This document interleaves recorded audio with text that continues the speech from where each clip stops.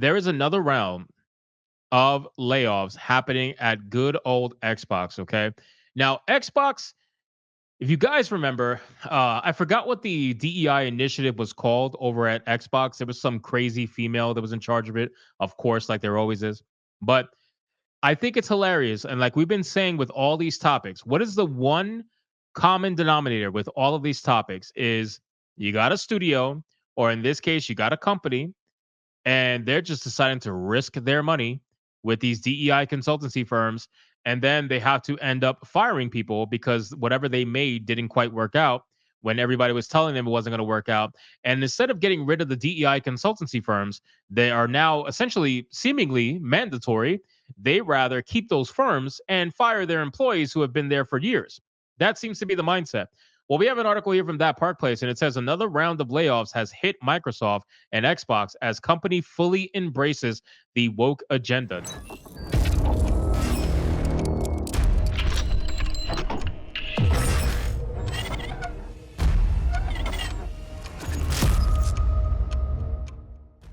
Now, I remember, I remember during Pride Month talking about Gay Master Chief, right, where they put the key art for Halo Infinite, where they essentially let you choose a color, part of the LGBTQ flag, and then they had one where it was all of it combined, typical gay shit during Pride Month. Well, apparently they're laying off people, so it's another fucking story of layoffs, and they're going to blame everything else other than some of the things they should be blaming. That's just how it is, right? You're gonna blame. What are you gonna blame? Oh, the industry's hard right now. Why is the industry hard right now? The gaming industry is one of the most successful industries in the world. Why is it hard now for AAA gaming? Does anybody want to have that conversation?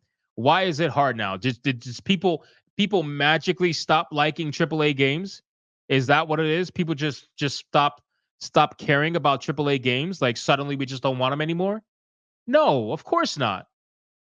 The problem is that the people you have making games are people who are not passionate about gaming. And then on top of that, they most likely didn't earn the position that they're in right now. Right. So you have people who didn't earn it trying to make video games with skills they don't have, with talent they will never have. And then they're making products that are shit. And then you're trying to shove it down people's throats and telling them that everything's okay. Just take it, be a good consumer. And then people are saying, no, it's actually pretty shit. I don't want to spend money on this. And then you call them racist or you call them this or that, transphobe, whatever. That's the problem. That's what's happening in the mainstream gaming industry right now. That's it. You could talk about costs. We could definitely have that discussion. We can have the discussion about how costs are just way too high. I'm okay with that. But you can't blame everything on that. You can't. That's just not how this works. AAA gaming has been okay for a long time up until the last few years. And it's because you guys decided to fuck it up. You fucked it up. You can't blame gamers. We're not the one making the games. You messed it up. And we could talk about the many different reasons as to why you messed it up. It could be a multitude of things, but ultimately you messed it up. And now you got to fix it. But the problem is now you're so ingrained in this, right? Because you didn't make this. It's not like you made these decisions for business.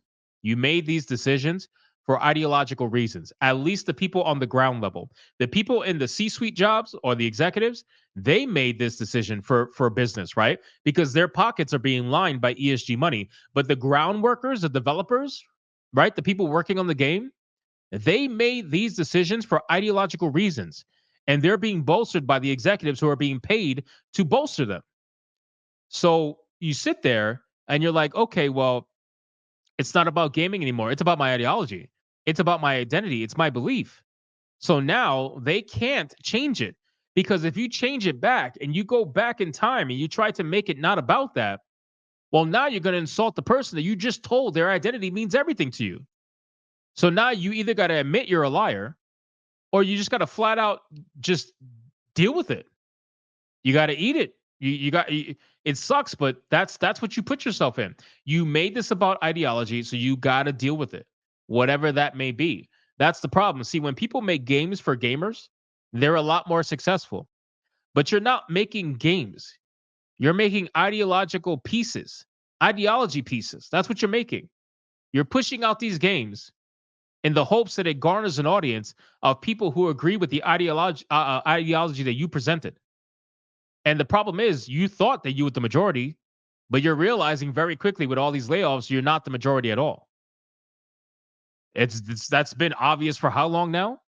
These people aren't the majority, but they swear they are. Microsoft executives have rolled out another round of layoffs as Xbox. Multiple employees have reported they no longer are employed by the company. All of this comes as the company fully embraces the woke agenda. X user Jessa Birdie, who, by the way, this particular user, Jessa Birdie, I actually have a tweet. Maybe I could pull it up really quick. I have a tweet, a compilation of some of her tweets, so we can see exactly the kind of person that Jessica is and why she may have been fired. I think it is pretty damn amazing that this is the kind of oh, she blocked me. Nice, nice. Oh, doesn't matter. I got the screenshot anyway. This is the kind of person Jessica Birdie is. Okay, let's read some of this nonsense. So Jessa Birdie says, just a reminder for those in the back, trans rights are human rights. Okay. Thanks for letting me know, I guess.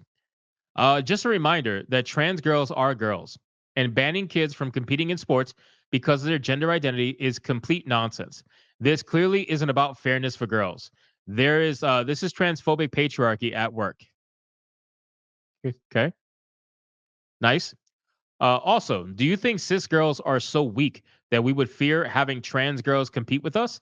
Last time I checked, most sports aren't played with genitalia, or is that just how they play in Florida? Nice. Okay. I'm willing to bet that trans girls are also blocked from playing on the guys' team too. So really, this has nothing to do with fairness. It's just straight up discrimination. Okay. Well, I'm gonna say right now that I think that Xbox made the right move.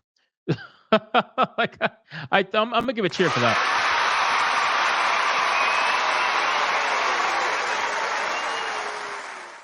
Because this is a quintessential example of an ideological psychopath.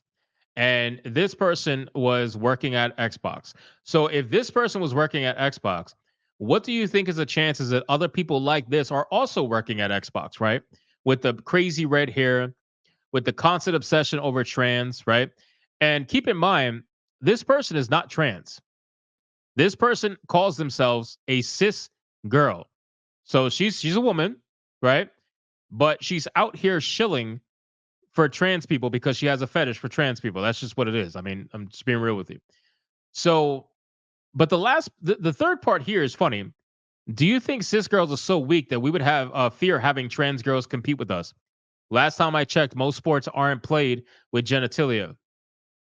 Okay, so get get in the ring, get in the ring, Jessica, with Brock Lesnar, and just let me know how it goes.